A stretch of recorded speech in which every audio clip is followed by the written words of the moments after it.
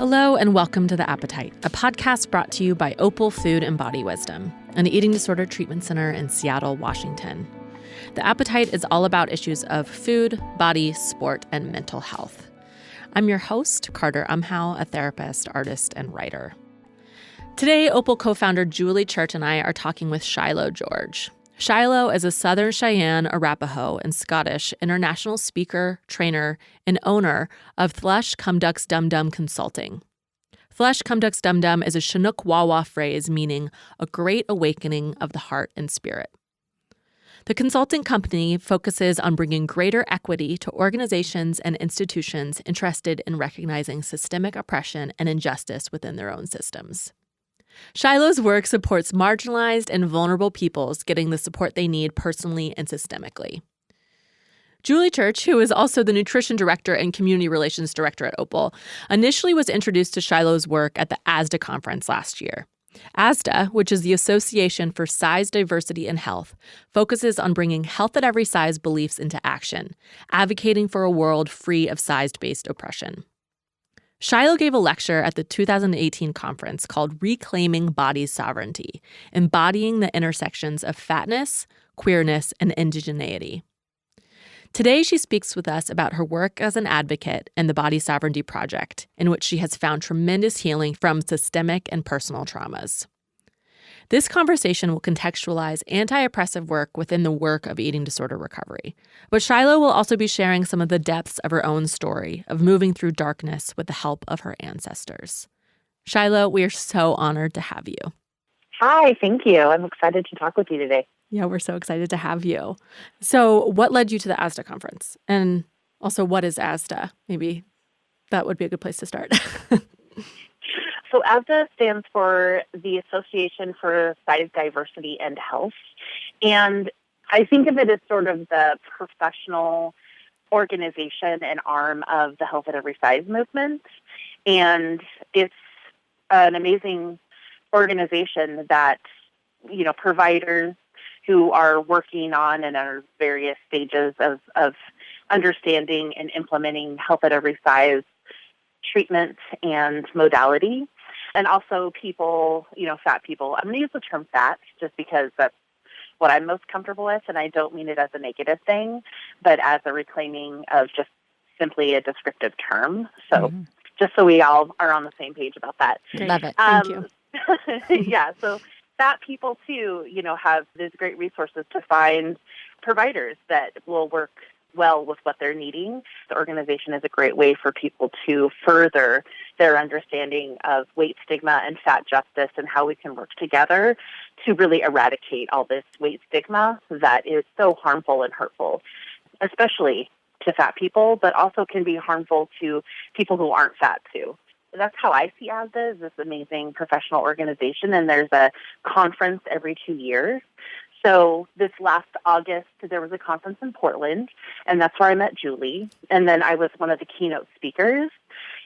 So I talked about body sovereignty, which is my healing practice for how I've come to go through this, healing journey for myself as a fat person, as a queer person, as a survivor of abuse, and how abuse throughout my childhood and at the same time as sort of this body terrorism through, my family that didn't know any better and the support of medical providers really being worried about me having a fat body later in life.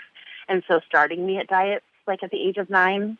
And so having those experiences really set me up to hate my body, to be out of it, to be disassociated most of my life.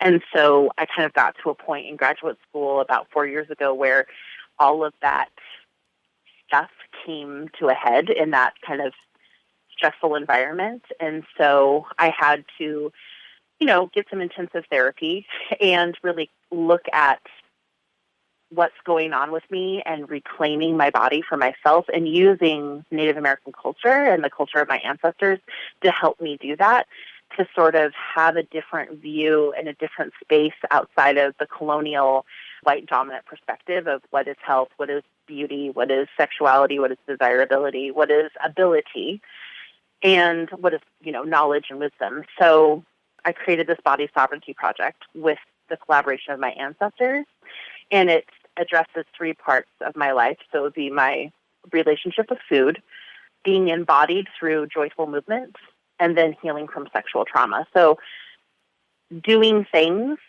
that help that part of me connect with myself and heal.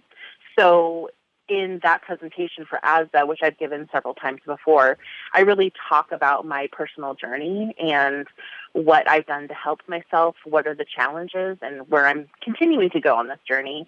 And then I also talked about how I've learned to advocate for myself in health systems and what has worked really well for me. And that can sometimes be a little humorous because I'm kind of really bossy and sassy when I talk about that. That's great. And that's been part of my protective factor and just strength.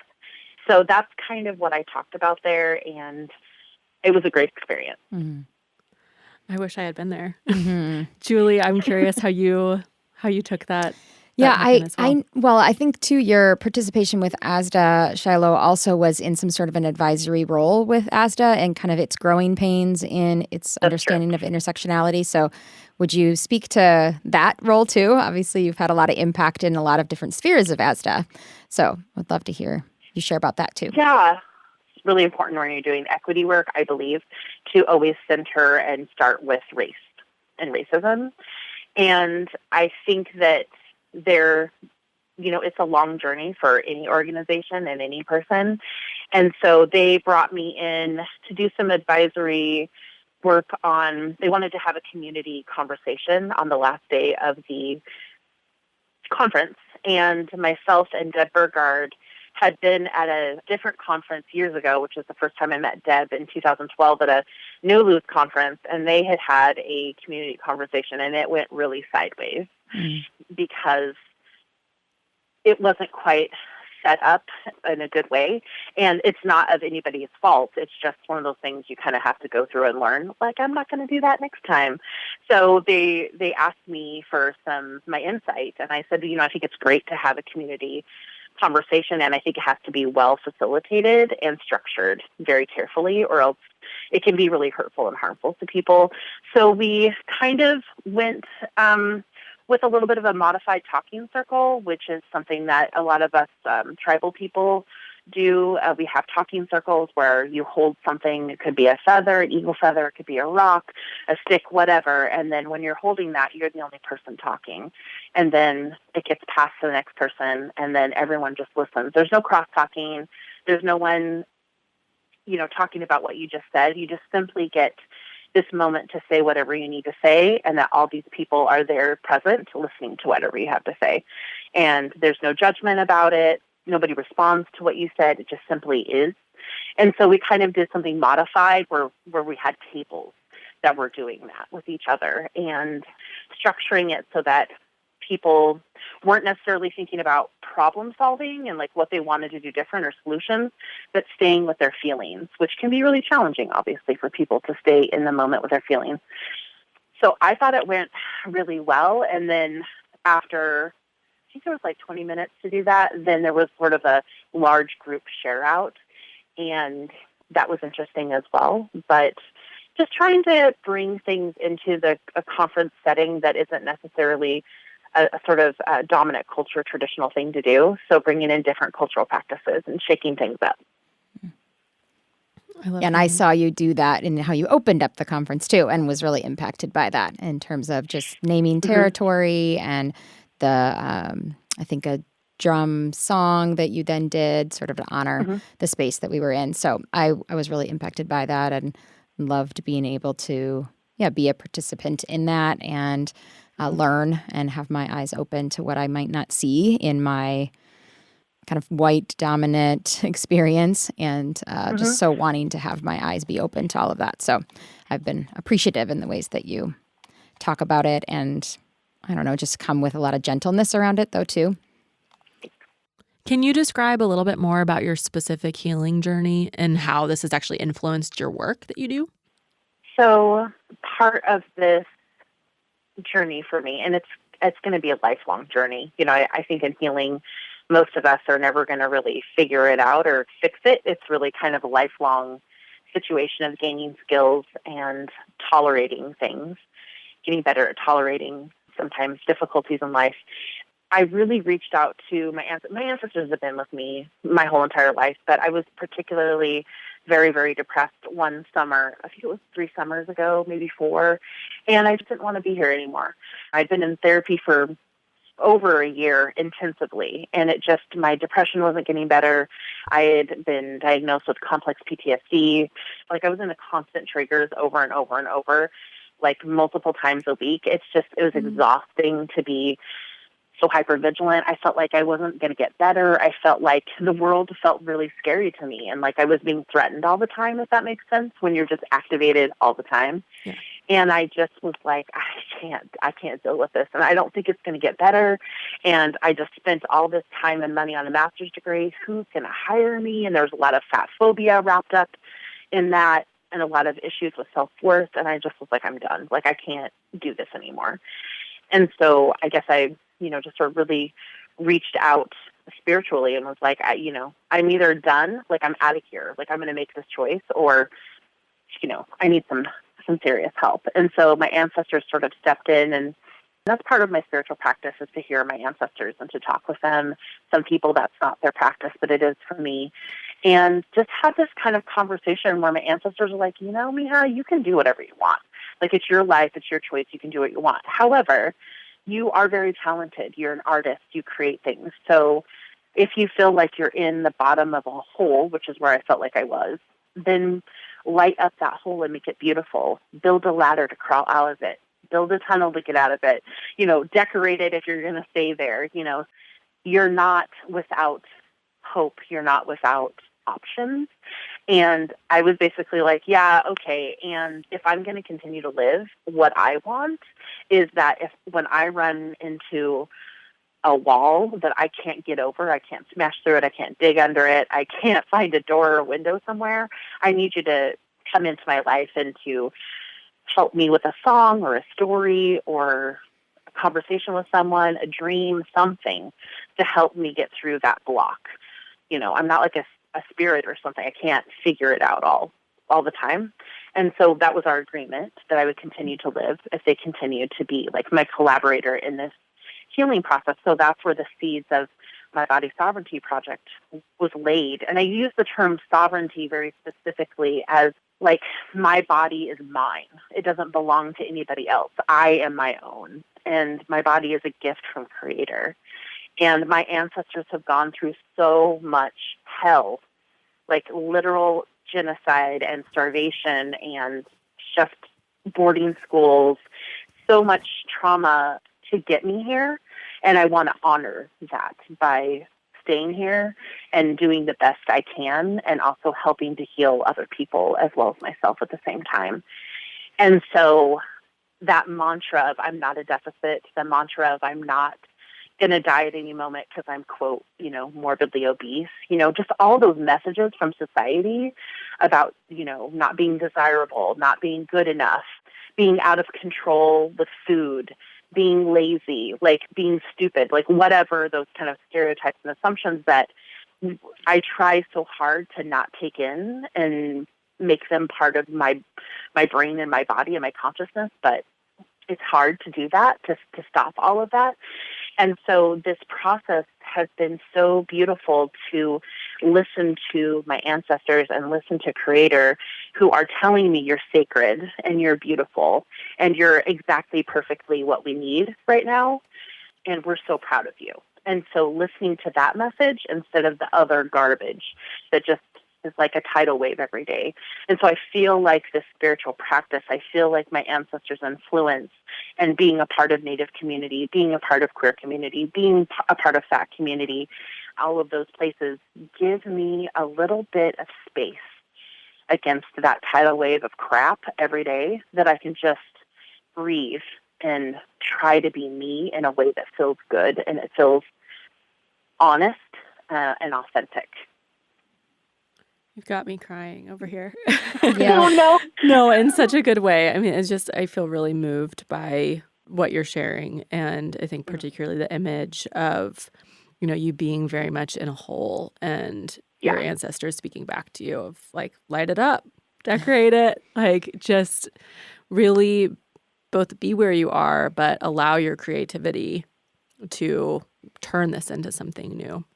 It's just stunning.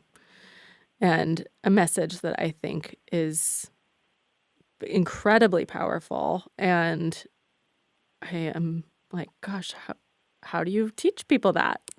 What does that look like in your work as an educator and an activist? Well, I think that that's an ongoing question for me. And it's one that I sit with my ancestors on, because as I'm going through this body sovereignty project and I'm navigating this, especially in the first year and a half, 2 years where everything was very new to me, and my ancestors are always giving me instruction. One of the instructions was, one, you can't just think about this. You actually have to do things.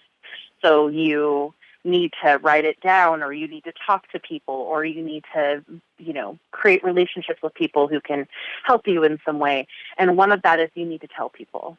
So you need to talk to people and be vulnerable and be honest and authentic in how difficult it's been, how difficult it still is, and that there's just this, I don't know, just trying to describe to people where I've been and where I am, and use humor, use, you know, difficult stories too, and just be an example. I mean, this is very specific work to me. And I also think that people can extrapolate for themselves, you know, and think about, if they're listening to my story, of, am I being authentic with myself? Like, what are my dreams really? What are my hopes? What is it that motivates me in life? Not everybody is going to have a spiritual practice, and that's totally fine. But what is it that you really find strength in? Where do you find safety? Emotional. For me, it's a lot of emotional safety. And one of the things that's been really, really helpful for me psychologically and emotionally has been doing EMDR, which is a specific trauma therapy. I think it stands for eye movement desensitization and reprocessing. It's I believe a terrible so. name. Yeah.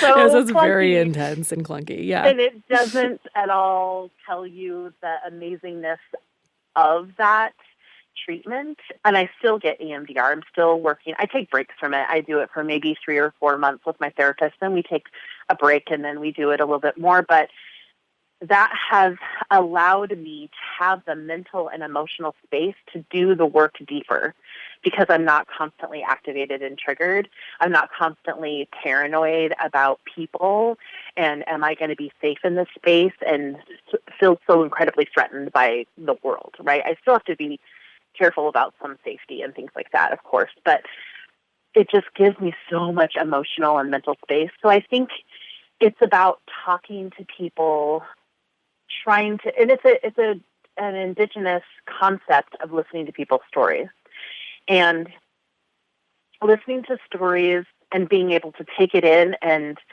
figure out, what is this story that I can learn from? What is this story that can help me navigate?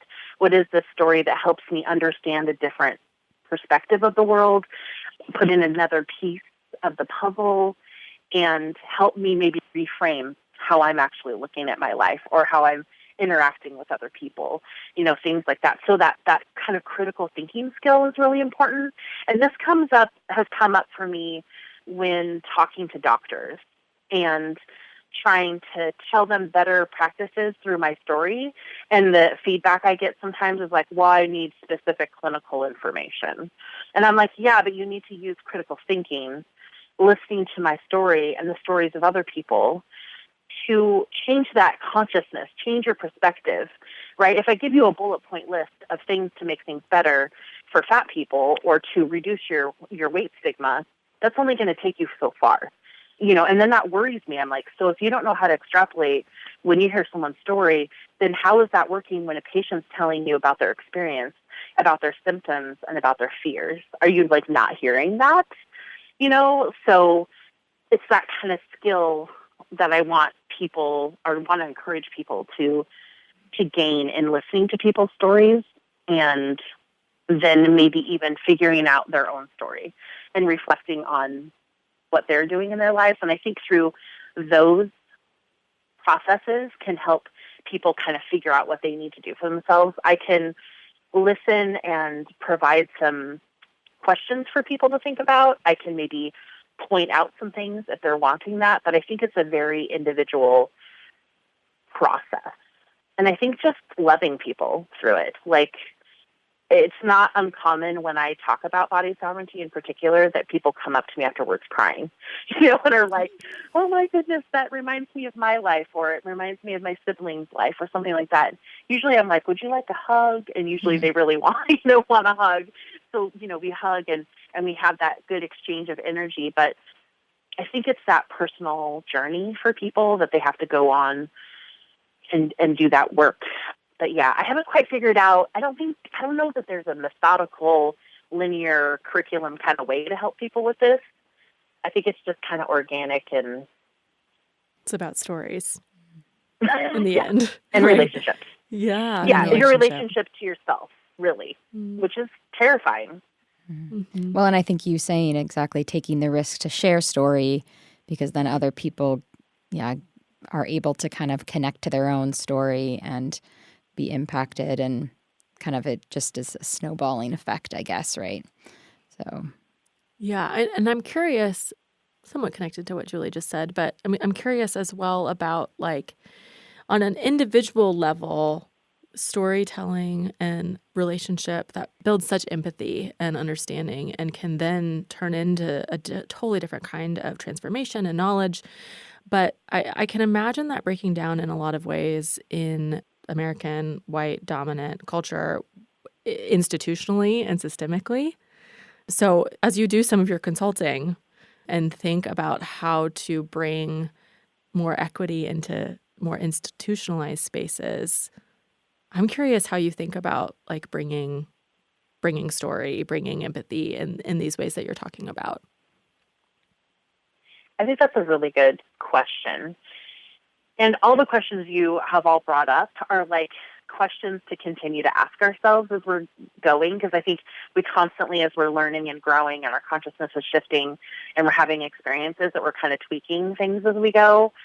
I would say what I do a lot is going into spaces and listening with my heart, listening with my mind, and also what is happening nonverbally. What does the space feel like? What are they saying and not saying? How are they saying what they're saying? It can tell me a lot about what's going on in that space. I use my intuition a lot. I listen to my ancestors. And I think it's from years of doing social work, doing work where I'm listening to people and trying to figure out what they're saying and not saying and what resources they might need, if that makes sense. I'm sort of using those finely tuned skills that I've had for years and putting it into this lens of like equity and relationship. So I would say some of the things I specifically do in addition to that would be to always be authentic and honest with people.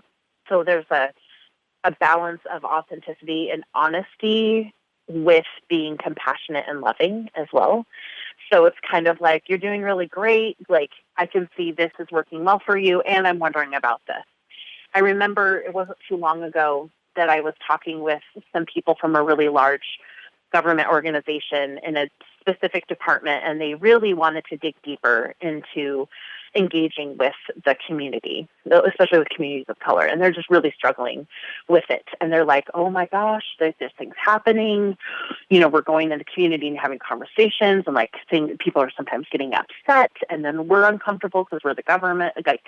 So we shouldn't be getting involved, or should be, so just, they're being honest and transparent with me in that moment too, so we can kind of do that for each other. But I remember, they kept bringing up all these scenarios, and they were just like, obviously they were very concerned, and their heart is in it. I wasn't concerned about that at all. But I was just like, you as an agency have opened up a door. You have opened up the door to wanting to do equity work and do this work in a much deeper way, and to really hold yourselves accountable in a different way, And so you've opened up the store, and guess what? It's tough. It's difficult work. And so instead of slamming the door, which many organizations do, they're like, oh, that's equity work. We're not ready for it because that's uncomfortable. We're going to have to deal with our power and privilege. We're probably going to have to give people more access to things than we're used to. We're used to being in charge and making all the decisions, and now you want us to collaborate with this community that we're not comfortable. We just do whatever we want, basically. And so I was like, so you're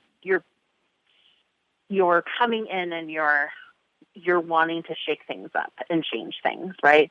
And interrupt that white supremacist culture. And it's terrifying. And it feels really uncomfortable and scary. And they're like, yeah. And I was like, and welcome to what you've asked for. You open the door, and this is what's on your doorstep. So you dig in, and you get help from me or other people that you feel comfortable with to help get through it. And so I just try to be really honest about, you're going to totally mess up all the time. Everybody messes up all the time. And that's why it's really good to work on being humble, work on being able to hear critique from people, and also to understand what accountability looks like. Kind of those like basic concepts. But I really feel like this work has everything to do with relationships and being humble, because being humble allows for you to be a lifelong learner, allows for you to hear critique, allows for you to understand that you don't know everything and that you're going to make mistakes and that you're going to be okay and they're going to be okay, and you can move along together. You can make amends and you can move along together. You just have to keep moving. You can't really stop. You just got to keep going. So those are kind of some of the conversations that I have with people. And then we talk about the specifics, So I feel like I do a combination of what is really happening here? Where are some of the gaps? Like, let's be authentic with each other and honest and real. Also, I love you for doing this work, and I'm really proud of you and impressed. And maybe let's not do this anymore. Here's some other ideas, So it's just a combination it's a dance, really. Yeah. Mm-hmm. And that definitely seems like work when you're focused on humility and relationship that inherently decenters the emphasis on linear thinking and power and like cognitive, logical thinking as the center of all rationale and connection, which seems to, again, get people. It requires people to get connected then to their intuition and back into their bodies. Well said. Yes, exactly. So switching gears a little bit, I know that you have a lot to say around fat hatred and kind of what that looks like kind of internally, externally, systemically. I'm just curious about how that may fit in here as well. So the thing that pops in my head first is to say that, and I know this is going to be a really intense statement, but I am an intense person. I do this, especially the work around weight stigma and body sovereignty and all of that, because literally I do it to stay alive, to be able to spiritually and mentally or psychologically be able to stay in this space and in this world. I have to do this work. It's the only way I've found to not be crushed by it.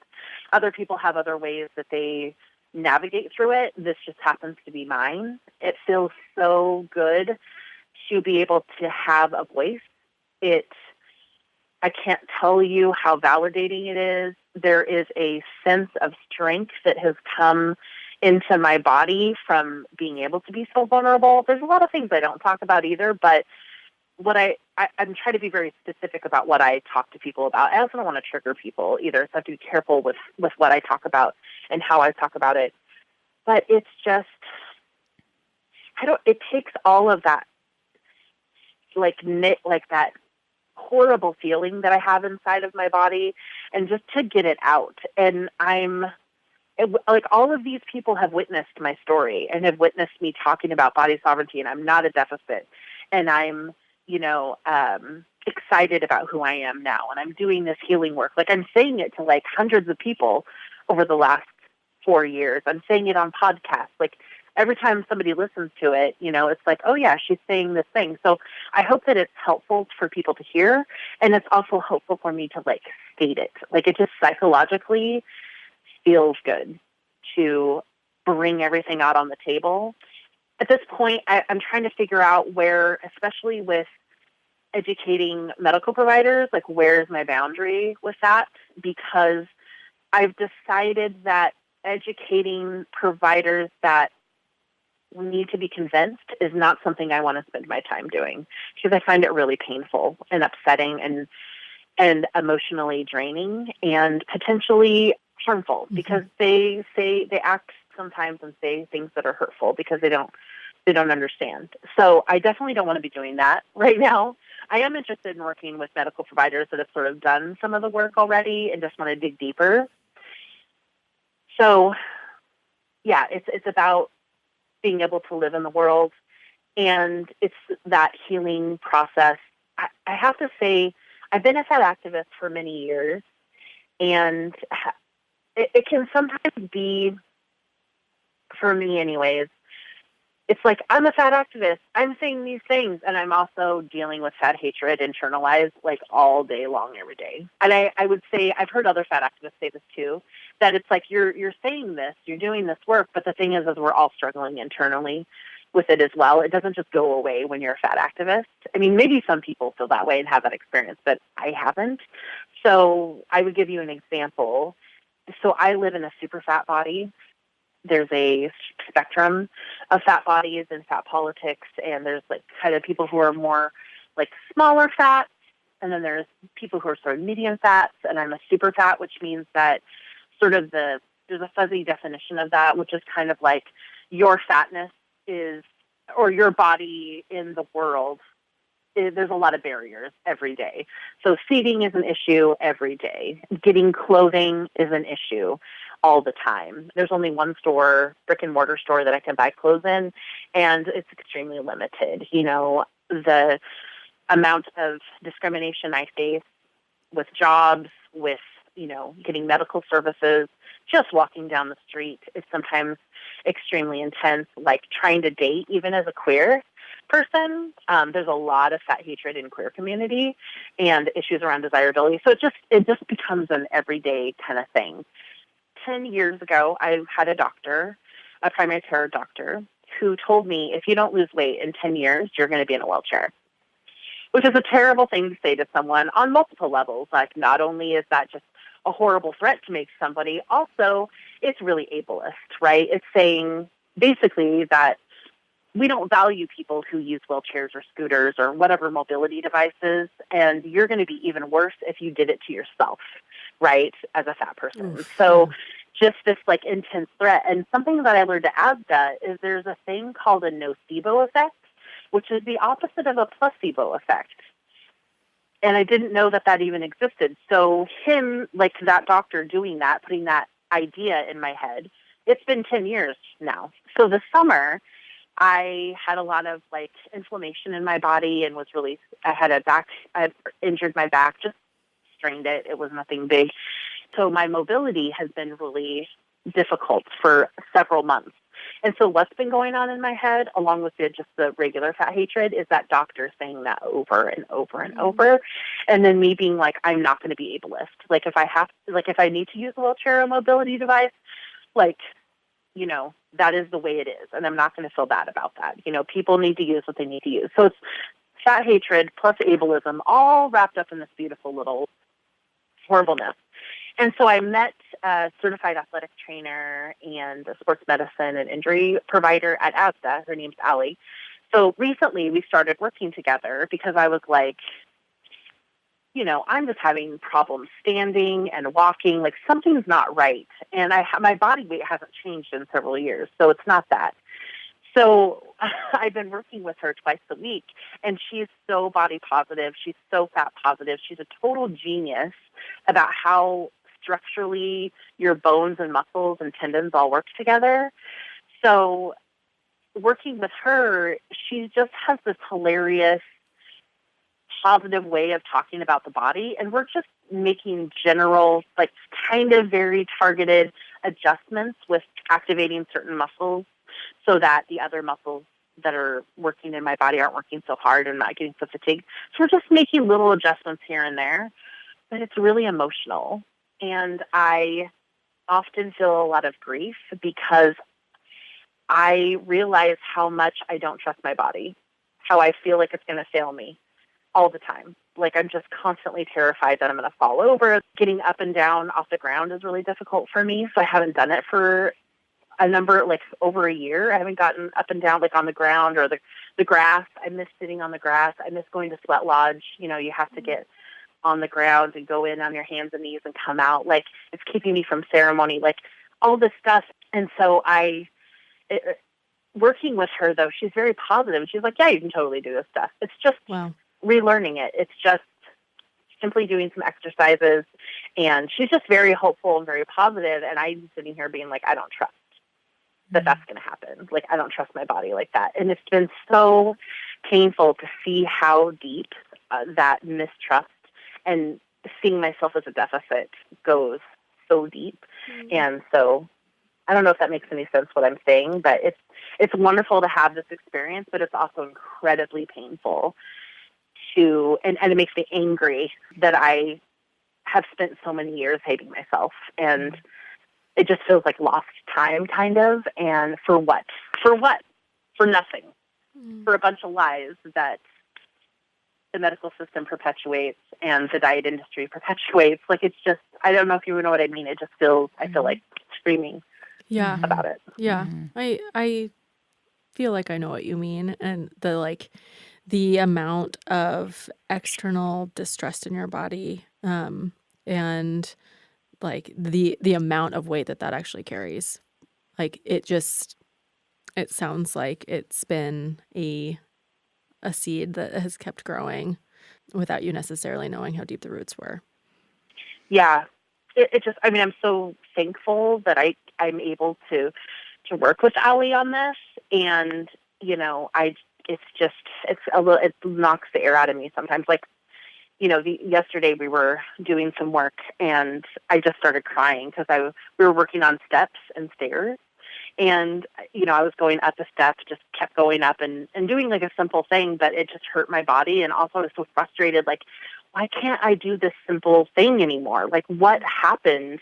And, you know, again, these negative things pop into my head that I've been told about myself. And I'm just trying to let them go, you know, let them just leave. You know what I mean? Like, that's not true. And I feel like so much of this body reclamation is about unlearning all this stuff and then relearning. And the thing is that when it comes to food and it comes to, I'm thinking of food in particular and moving your body, like when we were, a lot of us, when we were born and growing up, we did those things just naturally. You know, and now a lot of us in that like reclamation, like at least myself, it's like looking back at how I was at 4 or 5. Like, what was my relationship with food at 4 or 5? What was my relationship to movement at that time? It was joyful, and it was just this natural process. So, yeah, I think I still struggle with feeling a lot of anger and grief that I've lost that. Mm-hmm. Yeah, so much that gets taken away. Mm-hmm. Yeah.